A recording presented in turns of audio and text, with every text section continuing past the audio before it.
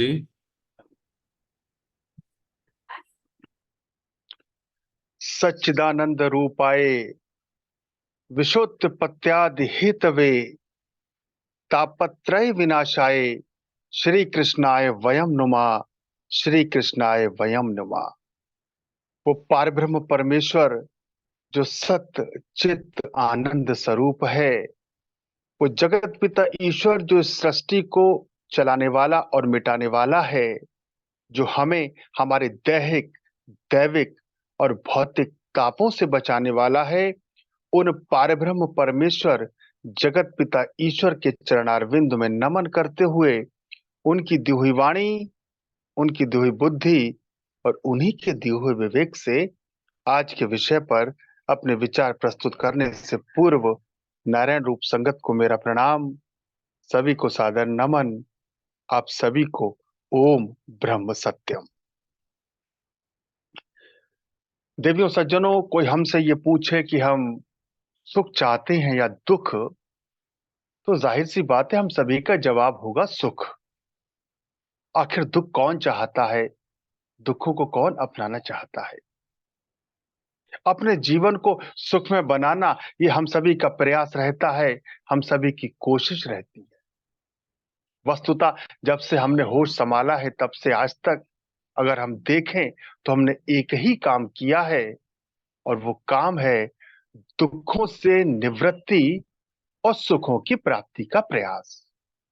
जी हाँ, दुखों से निवृत्ति और सुखों की प्राप्ति का प्रयास करने में हमने अभी तक का अपना जीवन लगाया है, और बचे हुए जीवन में भविष्य की योजना भी यही है कि दुखों से निवृत्ति और सुखों की प्राप्ति की जाए। आज हमारी जितनी भी आयु हो गई, कोई हमसे ये पूछे कि आज हमारे जीवन में कोई दुख तो नहीं? क्या हमारे जीवन से समस्त दुख समाप्त हो गए? क्या हमें हमारे समस्त दुखों से निवृत्ति मिल गई? तो हम सभी का जवाब होगा नहीं। आखिर क्यों? जिन दुखों से निवृत्ति पाने के लिए हमने अभी तक का अपना जीवन लगा दिया, या यूं कहे कि जीवन खपा दिया, उन दुखों से आखिर निवृत्ति मिल क्यों नहीं पाई? हमारे हिसाब से अगर हम देखें तो सुख और दुख की क्या परिभाषा है कि हमने जो चाहा अगर वो हो गया, हमने जो चाहा अगर वो मिल गया तो हम सुखी, अगर वो नहीं मिला तो वो दुखी, तो हम दुखी। सुख और दुख में हमारे हिसाब से बड़ी एक महीन, बड़ी एक बारीक लाइन है। जैसा हम चाहते हैं जीवन में अगर वैसा होता चला जाए तो हम सुखी हैं, और अगर वैसा ना हो तो हम दुखी हैं। क्या सुख और दुख का यही दृष्टिकोण है? सुख और दुख को नापने का यही पैमाना है? अपने जीवन में सुख क्या है, दुख क्या है, क्या यही है? आज इसी विषय पर दास विचार प्रस्तुत कर रहा है कि जीवन में सच्चा सुख क्या है, या जीवन में सुख का आधार क्या है। क्या सांसारिक वस्तुओं, सांसारिक पदार्थों, सांसारिक भोगों की को प्राप्त करना ही सुख है, या जीवन में सुख कुछ और है, सुख का कुछ और आधार है? देखिए, हमारे जीवन को देखने का, अपने जीवन को जीने का हमारा अपना एक नजरिया है, हमारा हमारी एक कसौटी है, हमारा अपना एक दृष्टिकोण है। और हमारे इस जीवन को देखने का, हमारे इस जीवन को मापने का, हमारे इस जीवन को तोलने का एक सत्पुरुषों का दृष्टिकोण है, एक संतों का दृष्टिकोण है, एक अध्यात्म का और एक शास्त्रों का दृष्टिकोण है। तो आइए आज समझते हैं कि सत्पुरुष अध्यात्म सुख और दुख के बारे में क्या निर्णय करते हैं। सत्पुरुषों के अनुसार जीवन में सुख क्या है, सुख का आधार क्या है, या जीवन में सच्चा सुख और दुख क्या है। पूज्य गुरुदेव से एक प्रश्न पूछा है कि महाराज जी, इस दुनिया में दुख क्या है?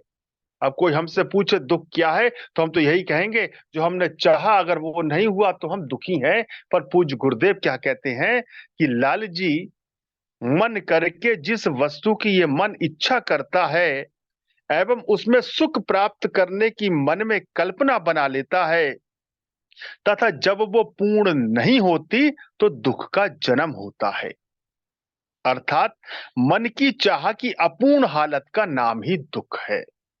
गुरुदेव कह रहे हैं कि हमारा जो मन किसी वस्तु की एक इच्छा करता है, मन में कोई इच्छा, मन में किसी वस्तु को पाने की मन में एक इच्छा जागृत हुई और उस वस्तु से हमें क्या सुख मिलेगा, ये इच्छा जागृत हुई और उसको प्राप्त करने में हमारा पुरुषार्थ किया, हमने कोशिश की, तथा जब वो पूर्ण नहीं होती, जो मन की जो इच्छा है जब वो पूर्ण नहीं होती, तब वो दुख का जन्म होता है। अर्थात मन की चाह की अपूर्ण हालत का नाम ही दुख है। मन की जो चाहत है ना, वो अपूर्ण है। हमने मन में जो इच्छा बनाई वो हमें मिल भी गया, तो क्या हमारे जीवन से दुख समाप्त हो गया? नहीं, क्योंकि हमारे मन ने जो इच्छा बनाई, हमने पुरुषार्थ करके उसको प्राप्त कर भी लिया, तो मन में एक नई इच्छा जागृत हो गई। उसको पाने के लिए हम पुरुषार्थ करने लगे, कोशिश करने लगे, और मान लिया 10 में से हमें 6 चीज मिल गई, तो हम सुखी हुए या ना हुए एक अलग बात है। परंतु अगर 4 चीजें नहीं मिली, तो हम दुखी हो जाते हैं और हम दुखों से घिर जाते हैं, अपना जीवन दुख में व्यतीत करते हैं। गुरुदेव कहते हैं कि वैसे दुख का अपना असली स्वरूप कोई नहीं है, मन की कल्पना करके ही दुख है, मन की कल्पना करके ही सुख है। गुरुदेव कह रहे हैं दुख का अपना कोई स्वरूप नहीं है, मन की जो कल्पना है, मन की कल्पना करके ही दुख है और मन की कल्पना करके ही सुख है। एक दूसरा प्रश्न है जिसमें पूछते हैं, महाराज जी, दुख का कारण क्या है? आखिर हम दुखी क्यों होते हैं? हमें दुख क्यों मिलता है? हम सुखों की प्राप्ति में अपना जीवन लगा रहे हैं, सारा पुरुषार्थ कर रहे हैं, सुखों को पाने का प्रयास कर रहे हैं, फिर जीवन में दुख क्यों मिलता है? तो गुरुदेव कहते हैं शरीर और शरीर से संबंधित पदार्थों का में ममता ही दुख का मूल कारण है। यानी हमारा ये शरीर और शरीर से संबंधित जो संसार है हमारा, शरीर से संबंधित जो हमारे रिश्ते हैं, नाते हैं, हमारे जो इष्ट मित्र हैं, जो हमारे बंधु बांधव है, जो हमारे परिवार वाले हैं, उनसे जो हमारी ममता है, उनसे जो हमारा लगाव है, उनसे जो हमारा मोह है, वही दुख का कारण है। तो देखिए, पूज्य गुरुदेव ने बताया दुख का कारण क्या है और हम क्या समझते हैं दुख का कारण क्या है, उसमें हम भिन्नता कर सकते हैं, उसमें हम अंतर देख सकते हैं। देखिए, संसार में सुख कहाँ है? हम तो संसार में सुख पाने का प्रयास करते हैं, सुखों के पदार्थों को इकट्ठा करते हैं, सुखों की पाने की वस्तुओं को इकट्ठा करते हैं, लेकिन सतपुरुष हमारे इस जीवन के बारे में, इस संसार के बारे में क्या कहते हैं? नानक बाबा एक लाइन में निर्णय देते हैं और कहते हैं कि नानक दुखिया सब संसारा। हम समझते हैं संसार सुख का स्वरूप है, सुख का प्रतीत है, लेकिन सतपुरुष का निर्णय एक लाइन में दिया कि नानक दुखिया सब संसारा, सारा संसार दुखी है। अब उन्होंने ये भी बताया संसार में सुखी कौन है, कि सुखिया केवल नाम आधारा। केवल वही सुखी है जो परमात्मा का नाम को जप रहा है, सिमरन कर रहा है, स्मरण कर रहा है, जिसने अपने जीवन का लक्ष्य, जिसने अपने जीवन का उद्देश्य इस संसार को न बनाकर ईश्वर को बनाया है, परमेश्वर को बनाया है, परमात्मा को बनाया है, बस वही इस संसार में सुखी है। बाकी सारे दुखी हैं। कि नानक दुखिया सब संसारा, दुखिया केवल नाम आधारा। पूज्य सतगुरुदेव महात्मा मंगत राम जी देखिए कितना स्पष्ट निर्णय देते हैं। एक लाइन में कहते हैं कि राजा दुखिया, राणा दुखिया, दुखिया कुल संसार। राजा भी दुखी है, यह रंक भी दुखी है। अरे रंक सोचता है कि मैं दुखी हूं, मेरे पास वस्तु नहीं है, मेरे पास अभाव है, मेरे पास धन नहीं है, मेरे पास भोजन नहीं है। रंक सोचता है कि मैं दुखी हूं, राजा सुखी है। लेकिन सतपुरुष कहते हैं कि राजा दुखिया, राणा दुखिया, दुखिया कुल संसार, सारा संसार दुखी है। और मंगत सुखिया सो भया, जिन शोभा पाई करता। इस संसार में बस वही सुखी है जिन्हें ईश्वर की शोभा को पाया है, जो ईश्वर का भजन कर रहा है, जो ईश्वर का सिमरन कर रहा है, जो ईश्वर का स्मरण कर रहा है, जिसने अपने जीवन का उद्देश्य संसार को न बनाकर ईश्वर को, परमेश्वर को बनाया है, बस वही सुखी है, बाकी सारे दुखी हैं। यहाँ कोई तन दुखी, कोई मन दुखी, कोई धन बिन रहत उदास, ऐसा इस संसार में कोई नहीं है जिसको कोई ना कोई दुख ना हो। कोई तन दुखी, कोई शरीर से दुखी है, शरीर में कोई रोग है, कोई मन दुखी, कोई मन से दुखी है, कोई धन बिन रहत उदास, यहाँ थोड़े थोड़े सब दुखी, बस सुखी राम के दास। या थोड़ा थोड़ा हर व्यक्ति दुखी है, पर सुखी वही है जो राम का दास है, जो परमेश्वर का प्यारा है, जो ईश्वर का प्यारा है। तो देखिए, ये हमारे जीवन को देखने का, हमारे जीवन को जीने का एक हमारा नजरिया, एक हमारा दृष्टिकोण, एक हमारी कसौटी, और हमारे इस जीवन को देखने की एक सत्पुरुषों की कसौटी, एक सत्पुरुषों का नजरिया, एक अध्यात्म का दृष्टिकोण।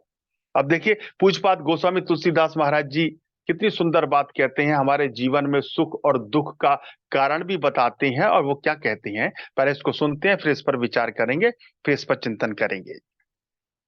वो कहते हैं कि धनहीन कहे धनवान सुखी, धनवान कहे सुख राजा को भारी, राजा कहे महाराज सुखी, महाराज कहे सुख इंद्र को भारी, इंद्र कहे चतुरानन सुखी, चतुरानन कहे सुख विष्णु को भारी। और तुलसीदास विचार करें, हरि भक्ति बिना सब लोग दुखारी, हरि भक्ति बिना सब लोग दुखारी। धनहीन कहे धनवान सुखी, जो धनहीन है, जो निर्धन है, जिसके पास धन नहीं है, वो कह रहा है मैं दुखी हूं, धनवान सुखी है, जिसके पास धन है वो सुखी है।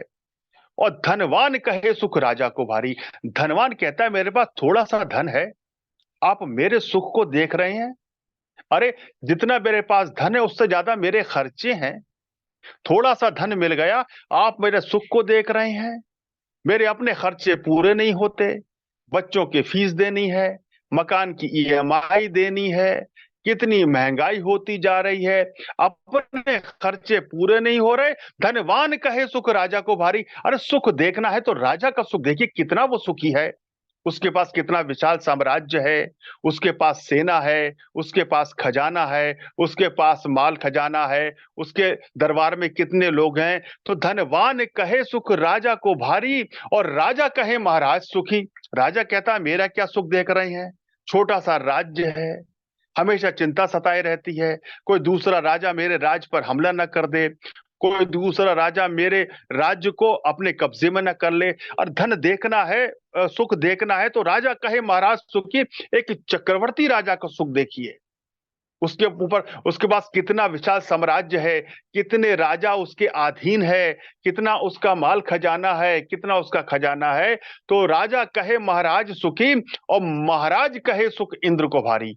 महाराज कहता है मेरा क्या सुख देख रहे हैं, मैं कहाँ सुखी हूं, सुख देखना है तो इंद्र का सुख देखिए, उसके पास स्वर्ग का अधिपत्य है, ऐरावत हाथी है, सुंदर सुंदर अप्सराएं इंद्र के दरबार में हैं। तो महाराज कहे सुख इंद्र को भारी, इंद्र कहे चतुरानन सुखी, अर्थात ब्रह्मा सुखी हैं। इंद्र कह रहे हैं मेरा कहाँ सुख है, मैं कहाँ सुखी हूं, हमेशा मुझे चिंता सताए रहती है, हमेशा ये मैं भय में रहता हूं कि मेरे इस पद पर कोई दूसरा कब्जा न कर ले, कोई दूसरा इसको ना हत्या ले, हमेशा भय में रहता हूं, हमेशा चिंता में रहता हूं। इंद्र कहे चतुरानन सुखी, और चतुरानन कहे सुख विष्णु को भारी। ब्रह्मा जी कहते हैं मैं कहाँ सुखी हूं, सुख देखना है तो भगवान विष्णु का सुख देखिए, आनंद से क्षीर सागर में लेटे हुए हैं, माता लक्ष्मी उनके चरण दबा रही है। तो चतुरानन कहें सुख विष्णु को भारी। और तुलसीदास विचार करें, अल्टीमेटली एक सत्पुरुष का निर्णय, एक सत्पुरुष का दृष्टिकोण, एक सत्पुरुष की कसौटी, कि तुलसीदास विचार करें, हरि भक्ति बिना सब लोग दुखारी, हरि भक्ति बिना सब लोग दुखारी। वो कह रहे जिसके पास हरि की भक्ति नहीं है वो सभी लोग दुखी हैं, कोई सुखी नहीं है। जिसके पास हरि की भक्ति है, हरि का भजन है, जिसके जीवन में सिमरन है, केवल और केवल वही सुखी है, संसार में सारे दुखी हैं। तो देखिए, सत्पुरुष निर्णय दे रहे हैं, वो अपनी बात हमें समझा रहे हैं, और कह रहे हैं कि संसार में सुख नहीं है, हम संसार में सुख तलाश रहे हैं, संसारिक वस्तुओं में, संसारिक पदार्थों में, संसारिक रिश्तों में सुख तलाश रहे हैं। लेकिन सत्पुरुष कह रहे हैं सुख संसार में नहीं, ईश्वर में है, परमेश्वर में है। अब देखिए संत कबीर क्या कहते हैं, संत कबीर कहते हैं कि कबीरा सब जग निर्धना, और धनवंता नहीं कोय, धनवंता सोई मानिए, जापे राम नाम धन हो। कबीरदास जी कहते हैं कि सारा जग निर्धन है, कोई धनवान नहीं है। संसार का सबसे बड़ा धनवान, संसार का सबसे बड़ा माला माल भी सत्पुरुष की दृष्टि में सबसे बड़ा कंगाल है, अगर उसके जीवन में भजन नहीं है, उसके जीवन में अगर ईश्वर भक्ति नहीं है, अगर वो ईश्वर का प्यारा नहीं है। वो कह रहे कि कबीरा सब जग निर्धना और धनवंता नहीं कोई, और धनवंता सोई मानिए जापे राम नाम धन होए। संसार में वही धनी है, वही सुखी है जिस पर ईश्वर के नाम का धन है, परमात्मा के नाम का धन है, जिसने अपने जीवन का लक्ष्य, जिसने अपने जीवन का उद्देश्य इस संसार को न बनाकर ईश्वर को बनाया है, परमेश्वर को बनाया है। इस संसार में बस वही सुखी है, बाकी सारे दुखी हैं।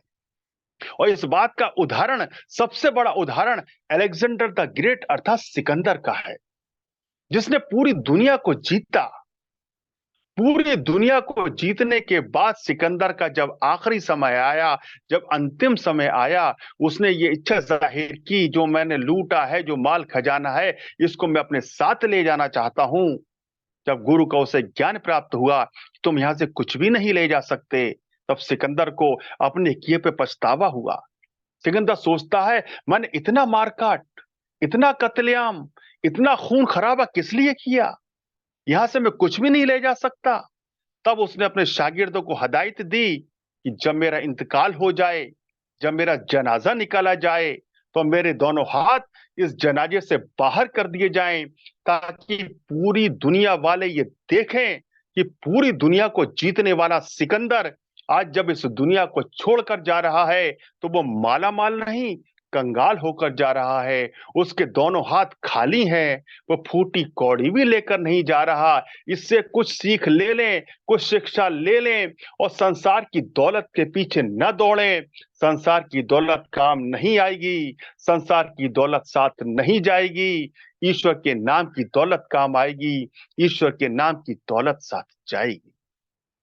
एक भक्ति रचना है ना, जिसमें वो पंक्तियां हैं कि राम नाम के हीरे मोती मैं बिखराऊं गली गली, और ले लो रे कोई राम का प्यारा, मैं शोर मचाऊं गली गली। वो कह रहे हैं कि राम नाम के हीरे मोती, कृष्ण नाम के हीरे मोती, परमात्मा का नाम जो है यही वास्तविक दौलत है, यही हीरे मोती हैं, इनको लूट लो। जो चाहे लूटना चाहे लूट ले, क्योंकि वो कह रहे हैं कि माया के दीवानों सुन लो, एक दिन ऐसा आएगा, धन दौलत और माल खजाना सब यहीं पड़ा रह जाएगा, तेरी सुंदर काया मिट्टी होगी और चर्चा होगी गली गली, ले लो रे कोई राम का प्यारा, मैं शोर मचाऊं गली गली। अरे राम नाम के, कृष्ण नाम के हीरे मोती मैं बिखराऊं गली गली।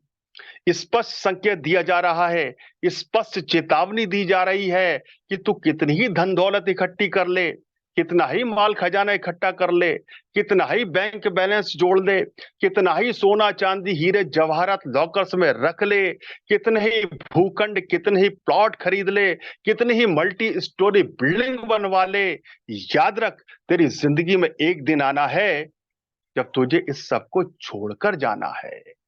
जिस घड़ी उसका बुलावा आएगा, चिड़िया फुर्र उड़ जाएगी, बस आशियां रह जाएगा। और आगे कह रहे तेरी सुंदर काया मिट्टी होगी, चर्चा होगी गली गली। ये सुंदर काया जिस पर तुझे इतना गुमान है, जिस पर तुझे इतना अभिमान है, इतना अहंकार करता है इस काया पर कि मैं इतने ऊंचे पद पर हूं, इतना बड़ा मेरा व्यापार है, इतने लोग मेरे नीचे काम कर रहे हैं, इतने लोगों को मैं रोजी रोटी दे रहा हूं, मुझसे मिलने के लिए लोग घंटों लाइन लगाए खड़े रहते हैं। अरे मेरा एक एक मिनट, एक एक घंटा इतना कीमती, इतने लाख का है। याद रख, आज तेरा एक एक मिनट कीमती होगा, पर एक दिन ये तेरी काया मिट्टी हो जाएगी। मिट्टी के भाव भी नहीं बिकेगी, मिट्टी का भी कोई मोल है, मिट्टी के खरीदार मिल जाएंगे, पर तेरी इस काया के खरीदार तो छोड़, कोई से मुफ्त में, कोई फ्री में ले जाने वाला नहीं होगा। अरे दूसरों की बात तो छोड़, तेरे अपने नाते रिश्तेदार, तेरी पत्नी, तेरे बच्चे तुझे फालतू एक घंटा, दो घंटा उस भवन में, उस कोठी में नहीं रखेंगे जो करोड़ों रुपए लगाकर तूने बनाई है। तू है किस गफलत में? तो तेरी सुंदर काया मिट्टी होगी और चर्चा होगी गली गली। गली गली में चर्चा हो जाएगी कि अमुक व्यक्ति आज इस संसार को छोड़कर चला गया। तो तेरी सुंदर काया मिट्टी होगी, चर्चा होगी गली गली, और ले लो रे कोई राम का प्यारा, मैं शोर मचाऊं गली गली। स्पष्ट संकेत है कि संसार की दौलत में, संसार की वस्तुओं में, संसार के पदार्थों में, संसार के भोगों में सुख नहीं है। सुख तो परमेश्वर के नाम में है, परमेश्वर के नाम की दौलत में है। तो कबीरा सब जग निर्धना, धनवंता नहीं कोय, और धनवंता सोई मानिए, जापे राम नाम धन होए। तभी तो एक राजघराने की पुत्र वधू मीरा जी, जिनके पास संसारिक वस्तु, संसारिक पदार्थ, संसारिक भोगों की कोई कमी नहीं, सोना चांदी हीरे जवाहरात जिनके कदमों में हो, इन सबको छोड़कर आखिर मीरा जी ने ऐसा क्या पा लिया जिसको पाकर वो फूली नहीं समा रही हैं, बावरी हो गई हैं, गली गली गा रही हैं और एक ही बात कह रही हैं कि पायो जी मैंने राम रतन धन पायो। अब तो मैंने राम नाम रूपी रतन पा लिया। और कह रहे कि जन्म जन्म की पूंजी पाई, जग में सभी खुबायो। अब तो मैंने जन्म जन्म की पूंजी को पा लिया। अरे संसार की दौलत की क्या बात करते हैं, मैंने तो उस दौलत को पा लिया है जो जन्म जन्म मेरे काम आने वाली है। कि पायो जी मैंने राम रतन धन पायो, और जन्म जन्म की पूंजी पाई, जग में सभी खुबायो। और इस राम नाम रूपी रतन की, इस राम नाम रूपी दौलत की वो विशेषता क्या बता रही हैं। संसार की कोई दौलत, संसार का कोई पदार्थ, संसार का कोई रतन खर्च करने से कम होता है, घटता है। उसे चोर लूट सकता है, कोई छीन सकता है, पर ये वो अनमोल रतन है जो खर्च न खोटे, इसे चोर न लूटे, ये दिन दिन बढ़त सवायो। पायो जी मैंने राम रतन धन पायो। ये राम नाम रूपी रतन वो रतन है जिसे चोर लूट नहीं सकता, कोई इसे छीन नहीं सकता। कितना खर्च करें, जितना खर्च करें उतना ही ये बढ़ता है, दिन दिन सवाया बढ़ता है। अब तो मैंने राम नाम रूपी रतन को पा लिया है, अब संसार के रतन की मुझे आवश्यकता नहीं। क्या है, और आखिर में क्या कहती हैं कि बस तू अमोलक दीनी मेरे सतगुरु। ये राम नाम रूपी जो रतन मुझे मिला है, ये सतगुरु गुरु की कृपा से मिला है। सतगुरु का आभार व्यक्त करना वो नहीं भूल नहीं, सतगुरु के प्रति कृतज्ञता व्यक्त करना वो नहीं भूल नहीं। वो कह रही हैं कि बस तू अमोलक दीनी मेरे सतगुरु, कर कृपा अपनायो, पायो जी मैंने राम रतन धन पायो। तो देखिए सत्पुरुष एक ही ओर इशारा कर रहे हैं, एक ही निर्णय दे रहे हैं कि सुख संसार में नहीं है, सुख तो परमात्मा में है। और हम सुख तलाश रहे हैं संसार में, संसारिक वस्तुएं, इसलिए हमें सुख मिला या नहीं मिला ये अलग बात है, लेकिन अभी तक हमारे जीवन से दुख समाप्त तो नहीं हुए, दुखों से निवृत्ति नहीं हो पाई। अरे मीरा से किसी ने पूछा कि कौन तेरो पति है, कौन तेरे मात पिता, कौन तेरी सखी है। इतनी बात सुन के मीरा फूट फूट रोई हैं कि मेरे तो गिरधर गोपाल, अब दूसरों न कोई है। अब तो बात फैल गई, जाने सब कोई है कि मेरे तो प्यारे कृष्ण, मेरे रखवारे कृष्ण, मेरे तन मन धन और प्राण के आधारे कृष्ण, जाको रंग सावरो है, जाके सिर मोर मुकुट है, मेरो पति सोई है, मेरे तो गिरधर गोपाल, दूसरों न कोई है। ये मीरा जी हैं जो कहती हैं मेरे तो गिरधर गोपाल, दूसरों न कोई है। अरे गिरधर गोपाल तो हमारे भी हैं, परमात्मा तो हमारे भी हैं। तो जहां मीरा जी कहती हैं मेरे तो गिरधर गोपाल, दूसरों न कोई है, वह हम क्या कहते हैं, अरे मेरे तो गिरधर गोपाल, पर दूसरों सब कोई है। बस यही बुनियादी फर्क है हमारी सोच में, सत्पुरुषों की सोच में। हम ईश्वर को पाना चाहते हैं पर संसार को छोड़ना नहीं चाहते, पर सत्पुरुष ईश्वर के लिए संसार को छोड़ देते हैं, संसार को बिसरा देते हैं, सब कुछ छोड़ देते हैं। ये फर्क है हमारी सोच में, हमारे निर्णय में, सत्पुरुषों के निर्णय में। देखिए तभी तो संत कबीर क्या कहते हैं, कबीर जी कहते हैं कि मन लागो मेरो यार फकीरी में। अब मेरा मन इस संसार में नहीं लग रहा, संसार में नहीं रम रहा, मेरा मन फकीरी में लग रहा है। और क्यों लग रहा है कि मन लागो मेरो यार फकीरी में, जो सुख पावे राम भजन में, वो सुख नहीं अमीन में। मेरा मन फकीरी में इसलिए लग रहा है कि जो सुख मुझे राम के भजन में मिल रहा है, सिमरन में मिल रहा है, प्रभु की उपासना में मिल रहा है, वो अमीरी में नहीं मिल रहा, संसार में नहीं मिल रहा, संसारिक भोगों में नहीं मिल रहा, संसारिक पदार्थों में नहीं मिल रहा। तो देखें, चाहे तुलसीदास जी हो, कबीरदास जी हो, मीरा जी हो, महात्मा मंगत राम जी हो, नानक बाबा हो, सभी का निर्णय एक ही है कि सुख संसार में नहीं है। संसार दुख का स्वरूप है। सुख तो परमात्मा में है, सुख तो ईश्वर में है, सुख तो परमेश्वर में है। तभी तो सूरदास जी कहते हैं कि मेरो मन अनंत कहाँ सुख पावे।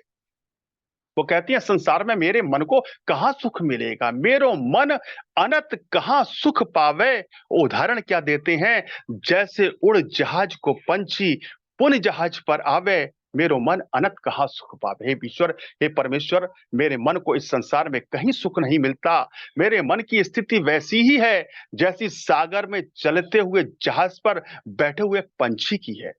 वो पंछी, वो पक्षी सोचता है चलो इस जहाज से उड़कर कहीं और जाकर बैठता हूं, कहीं जाकर और ठिकाना बनाता हूं, कहीं जाकर और आश्रय लेता हूं। वो पंछी उड़ के तो जाता है जहाज से, पर चारों ओर से सागर ही सागर, जल ही जल नजर आता है। वो घबरा जाता है, वो डर जाता है, लौट कर उस जहाज पर अड़ जाता है। उस जहाज पर ही उसे सुख मिलता है, उस जहाज पर ही उसे शांति मिलती है। वैसी स्थिति मेरे मन की है प्रभु। मेरा मन आपको छोड़कर जाता तो है, जाने का प्रयास तो करता है, पर प्रभु मेरा मन आपको छोड़कर इस संसार सागर में जाएगा तो जाएगा कहां। उसे कहीं कोई और आश्रय नजर नहीं आता, कहीं और सहारा नजर नहीं आता। वो पुनः आपके चरणों में, आपके सानिध्य में और आपकी शरण में आ जाता है, क्योंकि इस मन को पूर्ण सुख, पूर्ण शांति तो आपकी ही शरण में मिलती है। तो कोई वस्तु नहीं संसार में जो मन को देवे धीर। पूज्य गुरुदेव ने कहा है कि संसार की कोई वस्तु, कोई पदार्थ, कोई स्थान, कोई रिश्ता सदैव सुख नहीं दे सकता। जिस वस्तु से, जिस पदार्थ से, जिस रिश्ते से, जिस स्थान से आज सुख मिल रहा है, उससे वो एक दिन दुख मिलेगा, ये बात पक्की है। तो कोई वस्तु नहीं संसार में जो चित्त को देवे धीर, और मंगत नाम गोविंद का हरे सकल तकसीर। परमात्मा का नाम ही सारे भ्रम, सारी संशय, शंकाओं को मिटाने वाला है, सारे संशय को मिटाने वाला है और सुख को प्रदान करने वाला है। अंत में दास यही कहेगा, कोई हमसे ये पूछे हम कैसा सुख चाहते हैं, टेम्परेरी सुख चाहते हैं या परमानेंट सुख चाहते हैं, हम क्षणिक सुख चाहते हैं या सदा रहने वाला सुख चाहते हैं, तो हम सभी का जवाब होगा सदा रहने वाला सुख। तो सदा रहने वाला सुख सदा रहने वाले से ही तो मिलेगा। सदा रहने वाला सुख इस संसार से कहां मिलेगा, क्योंकि संसार तो नश्वर है, मिटने वाला है, समाप्त होने वाला है। तो सदा रहने वाला सुख उस परमेश्वर से मिलेगा, ईश्वर से मिलेगा। तो अपने जीवन का लक्ष्य, अपने जीवन का उद्देश्य उन ईश्वर को बनाएं, उन परमात्मा को मनाएं, तभी हम दुखों से निवृत्ति पा सकते हैं, तभी हम सच्चा सुख प्राप्त कर सकते हैं। अगर हम चाहते हैं कि हमारे जीवन से दुखों से निवृत्ति मिल जाए, हमारे जीवन से समस्त दुख समाप्त हो जाएं, हमारे जीवन में ऐसा सुख जो कभी दुख में परिवर्तित ना हो, तो उसका एक ही मंत्र है, एक ही सूत्र है, एक ही सिद्धांत है कि संसार से वैराग और ईश्वर से अनुराग। आज के विचार का यही सार है कि हम संसार से वैराग और ईश्वर के प्रति अनुराग को बढ़ाएं, तो न केवल हम अपने समस्त दुखों से निवृत्ति प्राप्त कर पाएंगे, बल्कि वो सुख, एक सच्चा सुख, वो सदा रहने वाले सुख हम प्राप्त कर पाएंगे। इसी में हम सभी का कल्याण है। सर्वशक्तिमान परमात्मा हम सभी के संकल्पों में, हम सभी की आध्यात्मिक उन्नति और आध्यात्मिक प्रगति में हमारा सहायक हो। इसी मंगल कामना के साथ मैं अपनी वाणी को विराम देता हूं। ओम ब्रह्म सत्यम सर्वधार।